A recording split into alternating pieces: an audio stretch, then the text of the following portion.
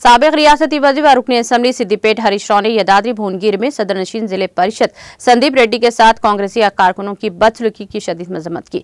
हरीश राव ने कहा कि कांग्रेस हुकूमत में बीआरएस के अवामी नुमाइंदों की तौहीन और रियासती उज़रा का रवैया काबिल मजम्मत है। कोमटिरेड्डी वेंकट रेड्डी ने कहा था कि रैतु बंधु स्कीम के तहत माली इमदाद का तकाजा करने वाले किसानों को जूतों से मारा जाना चाहिए। एक आज सरकारी तकरीब में कोमटिरेड्डी वेंकट रेड्डी ने संदीप रेड्डी के खिलाफ शख्सी रिमार्क किए, जबकि कांग्रेसी कारकुनों ने इन पर हमले की कोशिश की। सदरनशीन जिले परिषद की बदसलूकी से कांग्रेसी लीडरों के आमराना रवैये का इजहार होता है। हरीश राव ने कहा कि पुलिस को हुक्म जारी करते हुए सरकारी तकरीब से अवामी नुमाइंदा संदीप रेड्डी को जबरन बाहर कर दिया गया। हरीश राव ने कहा कि जमहूरियत पसंद तमाम अफराद को कोमटिरेड्डी के रवैये की शदीद मजम्मत करनी चाहिए।